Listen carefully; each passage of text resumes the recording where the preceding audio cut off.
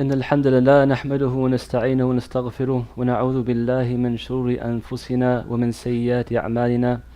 من يهده الله فلا مضل له ومن يضلل فلا هادي له، وأشهد أن لا إله إلا الله وحده لا شريك له، وأشهد أن محمدا عبده ورسوله صلى الله وسلم عليه وعلى آله وصحبه ومن تبعه بإحسان إلى يوم الدين. وبعد, inshallah, we'll continue where we left off last week. The Imam was mentioning different sins or the states of the affairs of the people from the grave or when they go to the next life. And we're still under the chapter of not being fooled or being deceived by just depending upon Allah subhanahu wa ta'ala's mercy without doing the actions required of you, or thinking you could do any sins whatsoever and get away with it. Right, so he's continuing on. We didn't get to finish the chapter mentioning the different ahadith or sayings of the Prophet ﷺ, mentioning the consequences, of doing some of these sins and what the state of that person will be on the Day of Judgment or when he's in his grave. And as we were going through the book, like we said, the sickness and the cure, one of the ways to stop sins is to think of their consequences. Right, so this is another reason the Imam is mentioning in this chapter. Because the more you think of the consequences of what's going to happen to you, that could happen to you in this world or the next world, the less likely you are to continue in certain sins. So the Imam, he continues mentioning the next hadith. عن جابر قال قال رسول الله صلى الله عليه وسلم كل مسكر حرام وإن الله عز وجل عهد لمن شرب المسكر أن يسقيه من طينة الخبال. قيل وما طينة الخبال قال عرق أهل النار أو أعصاره أو أعصار أهل النار. So he said that the Prophet ﷺ, he said that every muskir, every intoxicant is haram.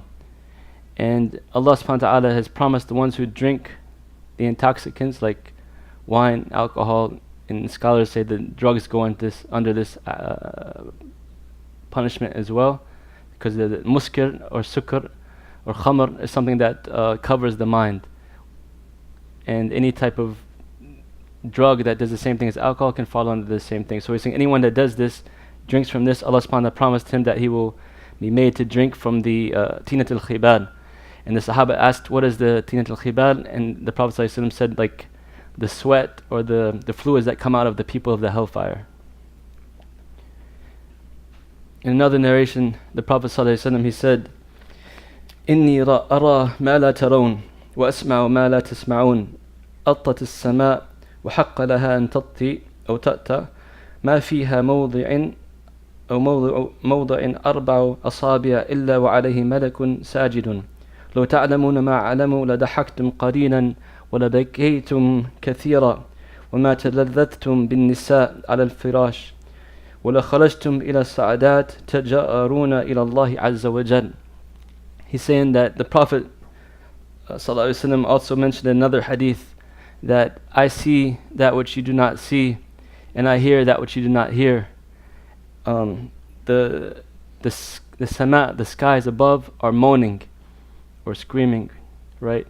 And he said, and they have a right to do so, because there's not a place that's bigger than 4 fingers width, except there's an angel making prostration. And he said that if you know what I know, you would laugh little and you would weep much. And you would not even think about satisfying your desires with your spouses on their beds. And rather you would climb out or walk out into the streets praying to Allah subhanahu wa ta'ala, asking for forgiveness. Because the more taqwa you have, the more you realize the reality of the situation. And the Prophet ﷺ, of course, is the best of the messengers and the most pious of the people. And he sees things that we don't see, like he's saying, and he hears things that we don't hear. So his iman is way up there. And he's saying, like, imagine not a place that's 4 fingers wide, except there's an angel in it making prostration. Right? The angels of light. The whole sky is filled with them prostrating. Another narration how the angels, 70,000 angels will enter into Bayt al-Ma'mur, which is like the Kaaba for the angels, every day and never to return. Every day 70,000 angels making tawaf, entering. How many angels that Allah subhanahu wa ta'ala created? right? All of them glorifying Allah, praising Allah, bowing in prostration.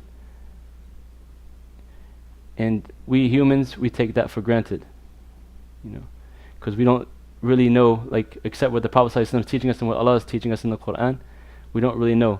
But if we ponder upon what we're being taught and we realize the severity of the Day of Judgment and the greatness of Allah subhanahu wa ta'ala, we would have humbleness and we would be scared. We wouldn't have time to be laughing all the time or playing games, And then the Prophet ﷺ, there's another hadith that the Prophet ﷺ said, he kept staring at the grave, and the Sahaba asked the Prophet ﷺ, like, what's wrong? Because the Prophet looked as he was worried and he was, concerned. And the Prophet ﷺ said that the believer, he will feel a pressure on him, like when he goes into the grave, that will be squeezed so hard, like it'll make his veins pop out. That's the pressure that you're going to feel. Like, can you imagine someone squeezing your hand until your veins pop out? So the believers, he's saying, will feel that pressure when they go into the grave. So imagine the evildoers or the disbelievers.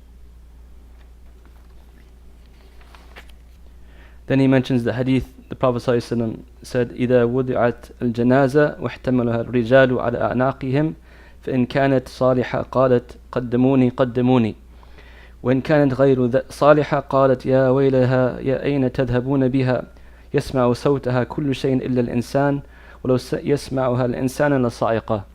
He said that when the janazah, the funeral bier, is being carried upon the shoulders of the people, the believer, the salihin, the righteous, will be saying, hurry up, because they're waiting to go into their nice abode, and they will see the paradise and what's waiting for them, and they'll be happy.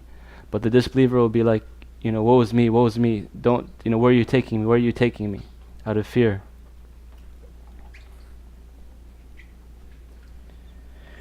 Then he mentions the hadith on the Day of Judgment. So all these are like stages, basically.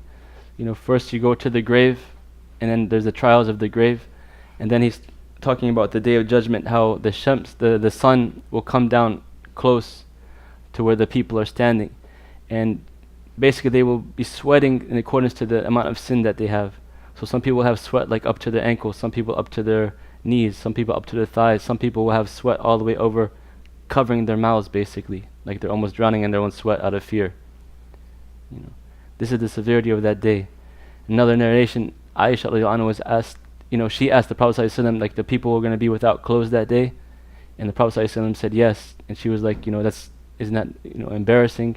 And the Prophet ﷺ said they're going to have a greater affair to be thinking about. So if you go out naked now, you're obviously going to be ashamed, you're going to be concerned, or if you see somebody walking in the streets naked, you're going to be shocked and surprised, right? It's just normal. But on the Day of Judgment, you'll be so concerned about what's going to happen to you, you won't even be paying attention to that. And that's like a natural thing for human beings to be attracted to the flesh, right? But on that day, you're so worried, the flesh is not going to have you're not going to even have time to think of that. Then he says, the Prophet ﷺ said, إن أحدكم إذا مات عرض عليه مقعده بالغداة والعشي إن كان من أهل الجنة فمن أهل الجنة وإن كان من أهل النار فمن أهل النار. The Prophet ﷺ, he said that as you're in your grave, the people of paradise will see their place in paradise, right? And the ones who are from the people of the hellfire are going to see their place in the hellfire. In another narration, that those people that see their place in paradise will be asking for the Day of Judgment to come quickly so they can go to Jannah. And then the people that see their place in the hellfire will ask to delay the Day of Judgment so they won't have to go into the hellfire. Even though they're in punishment there, the punishment that waits them is even worse. ثم قال صلى الله عليه وسلم إذا صار أهل الجنة في الجنة وأهل النار في النار جُئِيَ بالموت حتى يقفوا بين الجنة والنار ثم يذبح ثم ينادي منادي يا أهل الجنة خلود فلا موت ويا أهل النار خلود فلا موت فيزداد أهل الجنة فرحا إلى فرحهم ويزداد أهل النار حزنا إلى حزنهم. So he said, on that day the day of judgment, when the people of paradise will enter into paradise and the people of the fire will enter into the hellfire, the maut, the death will come and be slaughtered. So there'll be no more death. And it will be said, a caller will call out, O paradise, you are in there forever, no more death. And O people of the hellfire, you are in there forever, no more death. So the people of paradise will increase in their happiness, and the people of the hellfire will increase in their grief. Like, that's a scary moment. You can imagine there's no more second chances after that. That's it. Like, death is slaughtered. There's no more death. You can't die no more. It's forever. And if you're in Ahl al-Jannah, alhamdulillah, na'imun la yanfad. Pleasures that will never end. But imagine, a'udhu billah, may Allah protect us from that, the people of the hellfire. Punishment that will never end.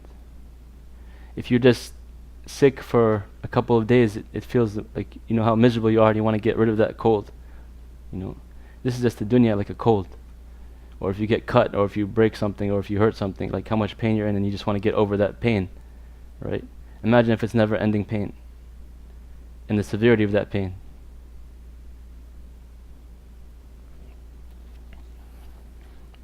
Then the Imam starts talking about other individual sins, and he says, مِنْ اشْتَرَى ثَوْبًا بِعَشْرِ دَرَاهِمْ فِيهَا دِرْهَمْ حَرَامٌ لَمْ يَقْبَلَ اللَّهُ لَهُ صَلَاةٌ مَا دَامَ عَلَيْهِ.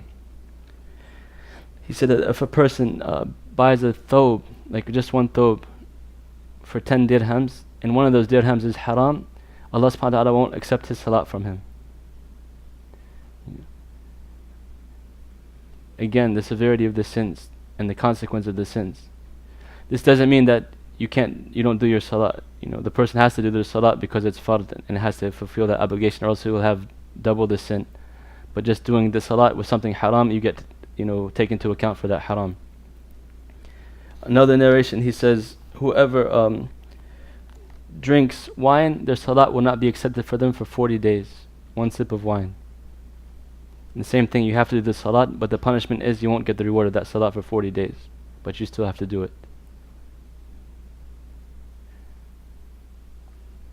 Another narration, he didn't mention this in this book here, but the Prophet ﷺ said, like, if you miss Salat al-Asr on purpose, it's like you lose your family and everything you own.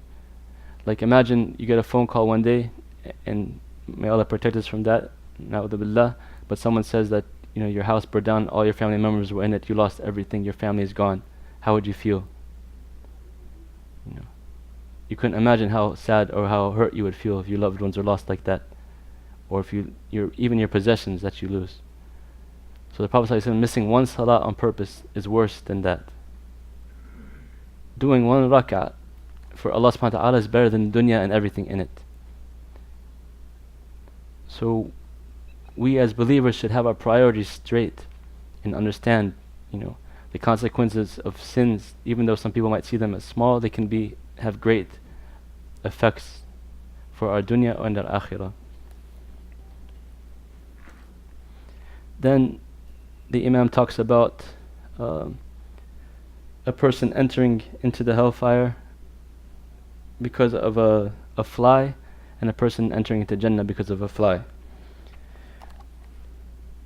دخل رجل الجنة في ذباب ودخل رجل النار في ذباب قالوا فكيف ذلك يا رسول الله قال مر رجلان على قوم لهم صنم لا يجاوزه أحد حتى يقرب له شيئا فقالوا لأحدهما قرب قال ليس عندي شيء قالوا له قرب ولو ذبابا فخلوا سبيله فدخل النار وقال الآخر قرب فقال ما كنت لأقرب لأحد شيئا من دون الله عز وجل فضربوا عنقه فدخل الجنة وهذه الكلمة الواحدة يتكلم بها العبد يهوى بها في النار أبعد ما بين المشرق والمغرب. So he's saying that two people came to a village. In that village you cannot pass through it except if you sacrifice something for their false gods. So they asked one of the men to sacrifice something for their god so that he can pass through. He said, I don't have anything. He said, sacrifice even if it's a dhubab, like a fly. So he sacrificed a fly for that god, and because of that, their false god, because of that he entered the hellfire. And another person, he was told that um, the same thing, and he said, I'm not going to sacrifice anything for other than Allah subhanahu wa ta'ala. So they killed him and he entered into paradise. And then he says, a person can say one word that will enter him into the fire, the distance between al-mashriqi wal-maghrib, the distance between the west and the east. Just one word, a person, he can say it, not even thinking about it. Like this person, that's not a big deal, I'll just sacrifice a small little fly, just so I can pass through. It enters him into the hellfire. Right? A kalimat of kufr can take a person into hellfire. A person makes fun of something of the deen, not thinking it's a joke, that's not a big deal, it enters him into the hellfire. The distance between the east and the west. Then the Prophet ﷺ is reported to say that beware of the minor sins, for they gather within a man until they destroy him. And we said this before, always look at not like the smallness of the sin that you're doing, but at the greatness of the one who you're sinning against. Right? The small sins, they can turn into big sins, especially if a person looks at them as small. Like if a person thinks this small sin is inconsequential, he doesn't really care about it, that's when it could be turned into a major sin. Right? If you think like, it's not a big deal, that means that you're not really caring about Allah subhanahu wa ta'ala enough to stop that sin. Right? And it becomes easy for you to do, and you start doing it more and more and more till it's like no big deal. That's when it can become into a major sin. Then he mentions the hadith again we talked about before about the sirat. So you're going from the grave to the mawqif to the sirat, trying to pass that bridge. We said it's thinner than a hair and sharper than a sword, and some people will cross. Everybody will have to cross across it, right? And some people move across at the speed of light, very fast, like lightning. Some people will move across like riding the horses. Some people will be running. Some people will be walking quickly. Some people will be walking slowly. Some people will be crawling. And then some people will be hooked with the thorns from the hellfire and be brought into the hellfire for punishment. And they said when the angels pull some of these believers from the sirat into the hellfire, they will remain there until they are burnt. But their prostration, where they used to prostrate to Allah subhanahu wa ta'ala, will not be burnt when we touched by the fire. So these are even believers, because the hadith says the prostration marks. That means that they used to make salat, they used to offer salat. But even them, they're entering. Somehow they did certain sins they did too many sins that their good deeds were not more than their bad deeds, and they had to be punished, for example. So they ended up in the hellfire, but Allah subhanahu wa ta'ala, out of the honor for the one who prays to him and bows to him and prostrates to him, he will not burn that place where prostration was made. So we should always increase in our prostration and sujood to Allah subhanahu wa ta'ala. And these people will be taken out of the hellfire, after they've fulfilled their expiation of their sins, and they will have water placed upon them, and they will grow afresh. It's called Ma'ul Hayat, the water of life. There's a lot of the hadith we went through already, so I'm just trying to pass through it, inshaAllah. Then the Prophet ﷺ, in another narration, he says that the one who unjustly demands something from his brother, and takes like a dinar or dirham unjustly, then he will have his good deeds taken on the Day of Judgment to settle the matter. If his good deeds are not enough, then the bad deeds of that person will be placed upon him. Right? So sometimes people will do injustice to somebody and think they get away with it. They might try to rob them in their business dealing. They might try to swindle them or think they got off on them. But Allah subhanahu wa ta'ala is watching. And then on the Day of Judgment, you think you have all these salat and fasting and these good deeds, but you come and they're taken away from you because you did injustice to this person. You stole from this person. You cheated this person. You backbited this person. Haba'an manthura.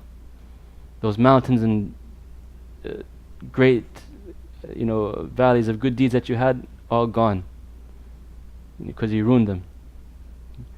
You prayed Salat al-Isha and then you went out with your friends and backbited a person the whole night. You lost all those good deeds. We always have to be very careful about falling into sin or doing injustice to anybody. Right? that's why the Imam, he's telling us all these narrations to make us think about what we're going to face in the grave. What are we going to face on the Day of Judgment? Right? What are the effects of these sins? You must think of the consequences. This will help you stop from falling into these sins in the first place. Another narration, the Prophet ﷺ, he said that the fire of the hell is 69 times greater than the fire of the dunya. So I think like the fire of the dunya can get up to 6,000 degrees Fahrenheit. Imagine that times 69. And that's the smallest punishment, or the smallest fire of the hellfire. And we said before how that the one who is least punished in the akhirah will be put on 2 coals and it will make his brain boil. That's the least punishment. Then he mentions a narration by Mu'adh radiallahu anhu. He said, the Messenger sallallahu alaihi wasallam instructed me to do 10 things. Do not associate with Allah partners, even if you are killed or burnt on that account. Like look at our brothers and sisters now in Burma. SubhanAllah, they're being burnt alive for saying La ilaha illallah. So the Prophet ﷺ is saying, even if you're killed or burnt, don't negate that. And then he told Mu'adh, don't be disobedient to your parents, even if they command you to abandon your family and your property. The rights of the parents are very, very important. After Allah subhanahu wa ta'ala worshipping Him alone, He says, وَبِالْوَالِدَيْنِ إِحْسَانًا. Have goodness to your parents. The Prophet ﷺ saying, even if they command you to abandon your family and your property. There was one narration that Umar radiallahu anhu asked his son to divorce his wife for no real reason. We don't know the reason, right? And this is a very tough fitna, but because of his birr to his walid, he obeyed him, right? Sometimes the parents will ask you, as long as it's not conflicting with the sharia of Islam or telling you to do something haram, you're supposed to obey them, because the pleasure of the parents is in the pleasure of Allah subhanahu wa ta'ala. It's one of the greatest deeds you can do after worshipping Allah is to be obedient to your parents, right? To do good to them. How much they sacrifice for us. From the mother carrying you in her womb all those months and suffering, to the late night she has to, take care of you and feed you and wake up, never complaining, changing you, clothing you, the father struggling to provide for you. Even to your adults, to go to school, sometimes your parents are paying for your school. And then how do we treat our parents? The Prophet ﷺ is saying, even if they command you to abandon your family and your property, because all of that is from their efforts. If it wasn't for them, you wouldn't be here. Then number 3, do not deliberately neglect to observe a prescribed prayer, for he who neglects the prescribed prayer deliberately will fall away from the protection of Allah Azza wa Jal. Another narration, من ترك صلاة فقد كفر. من ترك الصلاة فقد كفر. Whoever leaves the salah has committed disbelief. And if you leave the salah, you are out of the protection of Allah Azza wa Jal. So inshallah, this is a good point to stop, so we can offer Salat al-Maghrib inshallah, and then if you guys want, I will come back and continue so we can finish this section inshallah. بسم الله الرحمن الرحيم الحمد لله رب العالمين والصلاة والسلام على أشرف الأنبياء والمرسلين نبينا محمد وعلى آله وصحبه أجمعين وبعد. Inshallah, to continue where we left off, we were talking about the statement of Mu'adh, the advice of the Messenger sallallahu alaihi wasallam when Mu'adh asked him, instruct me to do 10 things, like advise me with 10 things that I can do. And the first thing he said is, do not associate anything with Allah, even if you are killed and burnt on that account. And the next thing we talked about was, don't be disobedient to your parents, even if they command you to abandon your family and your property. And we mentioned briefly the rights of the parents, and that's like a whole topic in itself. This is not to do justice of it, but I'm just mentioning this hadith briefly. Inshallah, another time we can get more into detail. The third thing he advised Mu'adh radiallahu anhu was to not deliberately neglect to observe the prescribed prayer, for he who neglects the prescribed prayer deliberately will fall away from the protection of Allah Azza wa Jal. And if you fall away from the protection of Allah, from hifd Allah, then you are left to your own whims and desires and the shaitan, and that's a dangerous place to be in. When you have Allah subhanahu wa ta'ala's protection, alhamdulillah, He guides you to do more goodness and stay away from the evil. But if you fall away from that protection, then you could be led astray. Fourth, he says, do not drink wine, for it is the worst obscenity. And there's the narration how, the person was given the choice for killing, he entered into the house and the woman gave him the choice to kill an innocent child or to have illegal sexual intercourse with her or to drink wine. And he thought, to drink wine would be the least of those three evils. And the story goes, he drank the wine and fell into a stupor, and he ended up having illegal sexual intercourse with a lady, and he ended up killing the child. So they call it al-Khaba'ith, it's the mother of evils. Because when you drink wine or do drugs, it can take away your aql. And your aql, they said, al-aql, yusam al-aql, yu'aqiluka an al-haram, or yu'aqiluka an al-khalaq as-sayya. So aql prevents you, it's like it means to hold tight, or prevent you, or keep you in check. So aql, those of ulil aql, they are kept in check from having the bad character, or doing evil, or falling into disgraceful behavior. So those who drink wine, they lose the aql, and they end up doing things that they will regret, and falling into evil sins, right? And the drugs, they're in the same category, They, subhanAllah, have a great addiction in them. And if you see people who are addicts to drugs or to alcohol, it's like they're slaves of those things. They sacrifice their family, their jobs, everything just to get that high, to get that hit. And then the worst thing is that you can never get the same high, so they have to do more and more to achieve the same high, and they get worse and worse. So it's a very dangerous drug, and the Prophet ﷺ warned us gravely about it. 50, he said, the Prophet ﷺ told Mu'adh, shun evil, for with evil there descends the wrath of Allah Azza wa Jal. Stay away from evil. Ittaqi shar. Because shar, evil, earns the wrath, the anger of Allah subhanahu wa ta'ala. And if a person gets Allah's anger, what goodness can he ever have? If your Creator, the one who gave you everything, the one who is in charge of everything, is mad with you, what goodness can you achieve? And then the Prophet ﷺ said, be aware of running away from the battlefield, even if the people perish. That's from the kaba'ir. When you're standing for right and doing a just cause, it's haram to turn away, to turn your backs. Right. And number 7, and when death overtakes the people, meaning like the plague or disaster comes to the area, while you are amongst them, show steadfastness, be patient. Right.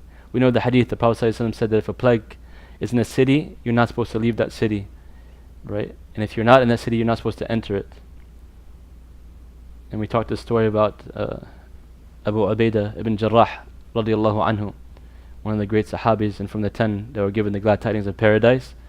How he was in the city in Sham, and the plague had come to him. And Umar radiallahu anhu knew the plague was coming there, so he asked him, can you come to Medina immediately? I need your advice on an urgent matter. And Abu Ubaidah, he knew it wasn't, it was because he wanted him in Medina so he can escape the plague. But he said that, we cannot run away from the decree of Allah, and the Prophet ﷺ taught us that if a plague comes to a place, you have to remain patient and steadfast, right? And he passed away.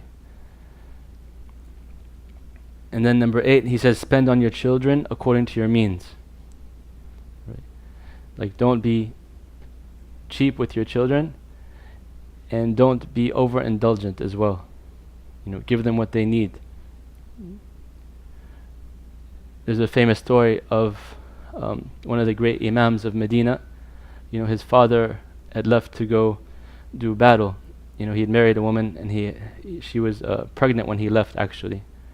And he left, to the out far east, the borders. And he, long story short, he ended up staying there for many, many, many years. And he loved his wife a lot, but he was trying to please Allah subhanahu wa ta'ala. And so he had this urge, it came to him like he remembered my wife, after all these years.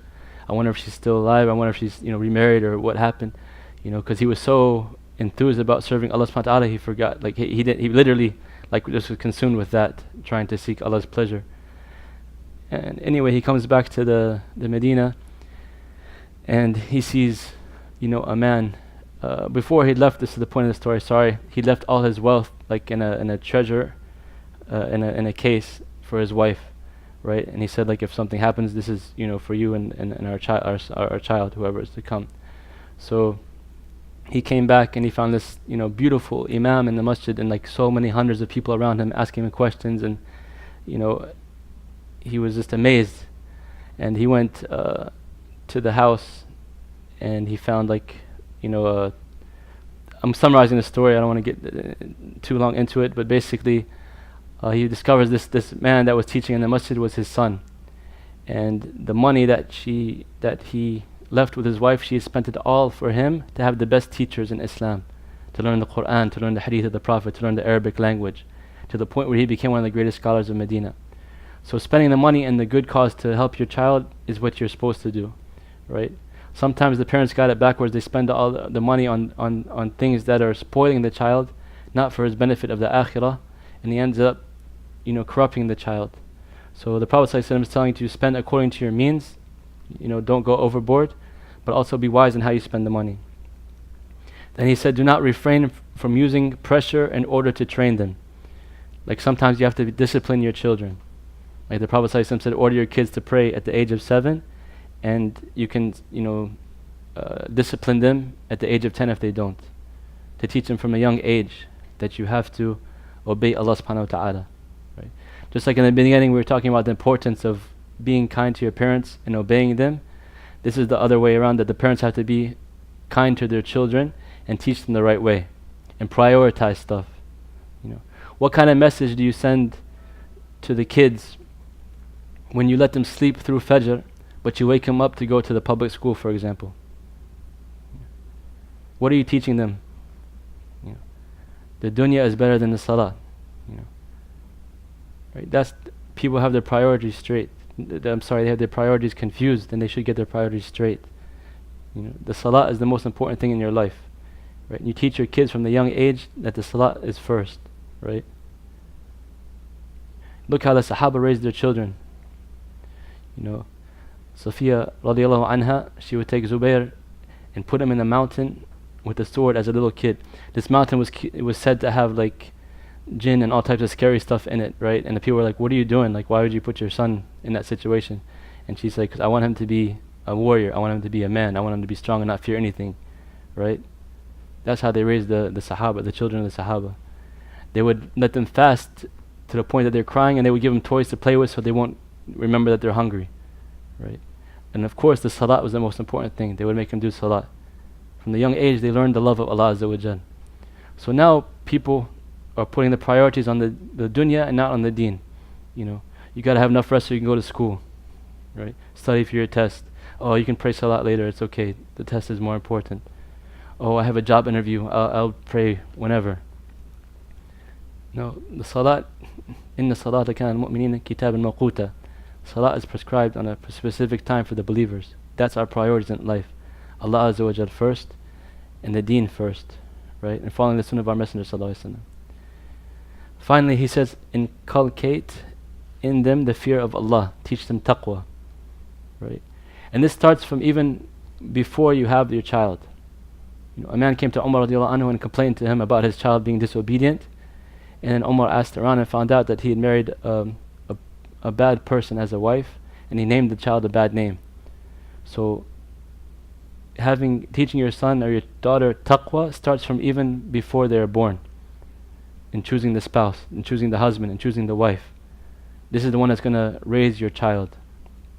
What kind of characteristic does this person have? Right? If she has beauty and she has wealth, she has status and all this stuff, but she doesn't have deen, all that stuff can disappear.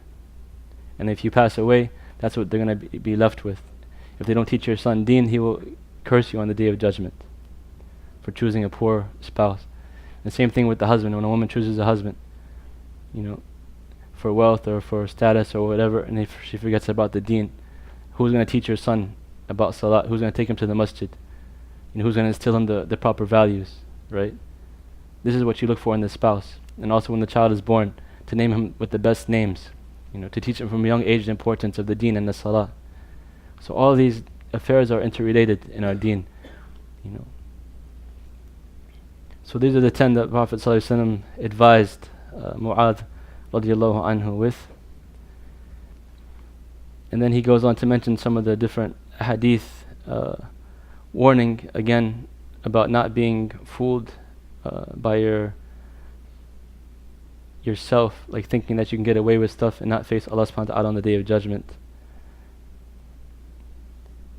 And he quoted the ayat, so when they forgot the warning which they had been reminded with, they opened the gates of all the goodness of this world until they were in the midst of their enjoyment, and Allah subhanahu wa ta'ala took them with a punishment, and they were plunged into punishment and destruction, and they regretted and had deep sorrow.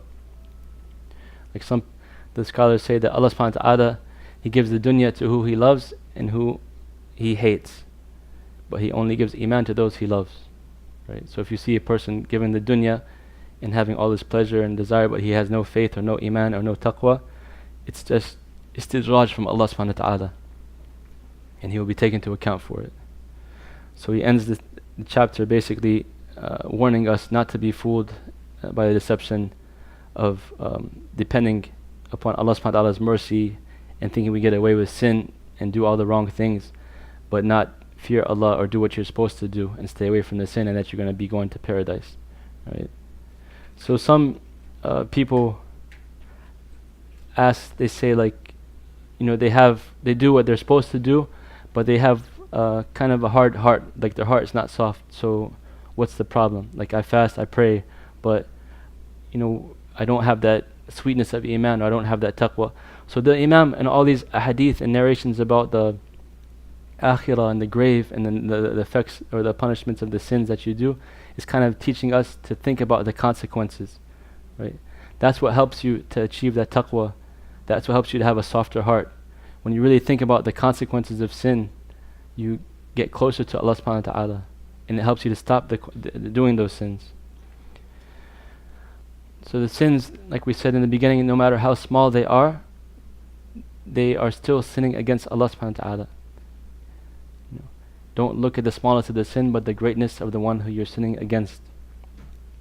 And some scholars say that sayya comes from the word su, which is like evil. And you see, it's like it harms you, it has evil effect, because the sin has harm for you, literally, in your spiritual world and in sometimes your physical world. You can have, like, it takes away from your barakah, right? It causes problems in your life. A person can do a sin, and his wife that was so loving and taking care of him and everything, supporting him, but because of that sin, her character changes completely. Like Allah can punish you in different ways. People, they're given the gift of beauty, and they use it to sin against Allah subhanahu wa ta'ala, and Allah changes that beauty into ugliness, right? How many people do we see that were like so beautiful as younger people, but they use that beauty in the wrong way, and when they get older they became so ugly, like they have dhulumat, like darkness in their faces, right? Like you could see some of those stars that were so beautiful when they were younger, and then like if you take their makeup off now as they're older, it's like a'udhu billah, like completely ugly, because they used the gift of the beauty that Allah gave them in the wrong way. So sayyat can have an ill effect even on your physical well-being, right? You can get punished for it in the dunya, or you can get punished for it in the akhirah, which is even worse, or you can get punished with them both, which is the worst of all. And the ma'siyah, they can lead to destruction. That's why many of the ayat and many of the hadith that we're reading, if you go to the Quran and ponder upon it, it's warning us from falling into sin. It's warning us about the evil effect of sin, right? What's haram, so we can stay away from it, because it destroys the goodness. So the author is mentioning these things, like I said, to get us to consider the consequences. That's one of the ways you can remember to stay away from sin. Like, if you think about this brief pleasure, is it really worth the punishment in the dunya or the akhirah? 5-10 minutes of pleasure, is it worth an eternity of hell or eternity of punishment, or even just a temporary punishment? Is it worth it? You know, they say laddat as-sa'a adab ad-dahr.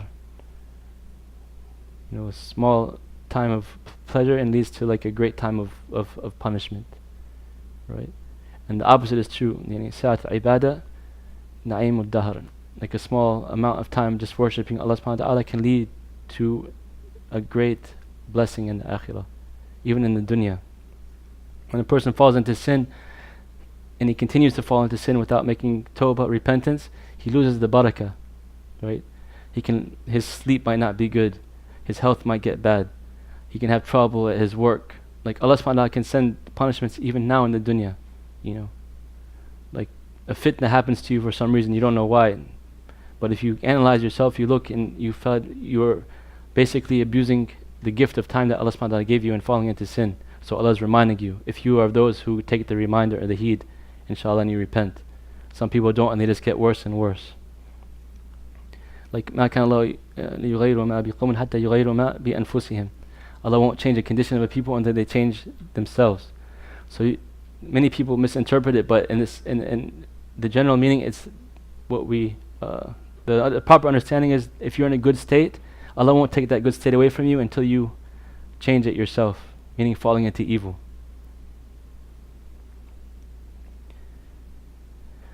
One of the ways to stay away from like falling into these sins, like I said, thinking of the consequences and using your time wisely. Like that's the gift that Allah subhanahu wa ta'ala gives you, the time that we have, right? You know, some people say, I want to go kill some time, or let's go, you know, I'm bored, let's go do something. Like a believer, a true believer doesn't have time to waste, right? Like we don't have, a true believer doesn't even have time to waste on mubahat, let alone the stuff that's disliked or the stuff that's haram. Right? And you ask yourself, you know, to get closer to Allah subhanahu wa ta'ala, what am I using my time? Like how am I using my time? You know, if you get that mindset, like when you wake up in the morning and you think, you know, how can I please Allah the most this day? What can I do to earn Allah subhanahu wa ta'ala's pleasure? You have a completely different mindset. Or you wake up with the mindset that I'm in a race with other people to please Allah, to do good deeds. وَسَارِيُوا إِلَى مَغْفِرَةٍ مِّن رَبِّكُمْ. Race to the forgiveness of your Lord. وَجَنَّةٍ, in the paradise. Right? If you wake up with that mindset and you try to think like, what can I do to please Allah? Inshallah, you will reach higher levels and you will stay away from the sins. So we have that concept of the consequences of the sins and what I can do to please Allah. Like if you keep yourself occupied with worshipping Allah subhanahu wa ta'ala and doing good deeds, you won't have time to fall into the sins. You know, doing the adhkar in the morning, doing the adhkar at the night, remembering Allah subhanahu wa ta'ala. You know, if you have free time to memorize the Quran, to attend halaqah like these, inshallah. You know, all these type of good deeds you can do, inshallah, will keep you from falling into sin and keeping good companionship. You know, that's why marriage is also so important too, because you have that companion to keep you in check. You know, especially if it's a pious spouse, they can, you know, you don't have idle time basically. So you have more time for ibadah. You know, even in the love that you share with the spouse, for sabilillah, for Allah subhanahu wa ta'ala's sake, is a form of worship. Right? Also, don't, like we said, don't look at the smallest of the sin. Also, don't look at the smallest of the good deeds. Like any good deed you can do, don't think it's too small. You know, like the Prophet ﷺ, he said, أَحَبُّ الْأَعْمَالُ إِلَى اللَّهِ أَدْوَمُهَا وَإِنْ قَلَّ. The most beloved deeds to Allah subhanahu wa ta'ala are the ones that are continuous, even if it's a little bit. Right? So continue to do the good deeds, you know. And don't لَا تَحْقَرَ مِنَ الْمَعْرُوفِ شَيْئًا. Don't look down on any good deed that you can do. The Japanese, they have a concept that's called Keizan. It's like the 1 minute principle. You guys may have heard of it. But, you know, K means change and Zen means wisdom. So their concept is like, if you do something 1 minute every day at the same time every day, you make incremental changes. And like you have a goal that you want to achieve. So you dedicate just 1 minute every day to that goal, the same time every day. Right? And then you can build upon it and add more and more. But they're saying that with that 1 minute, you can make changes. So doing that one extra good deed, inshallah, staying away from that one extra evil deed, you can make changes. It's the little things that count, and it builds into bigger things. So, inshallah, we'll stop here and continue. If we can turn that off for a second, inshallah. أقول قولي هذا واستغفر الله لي ولكم فاستغفروه الغفور الرحيم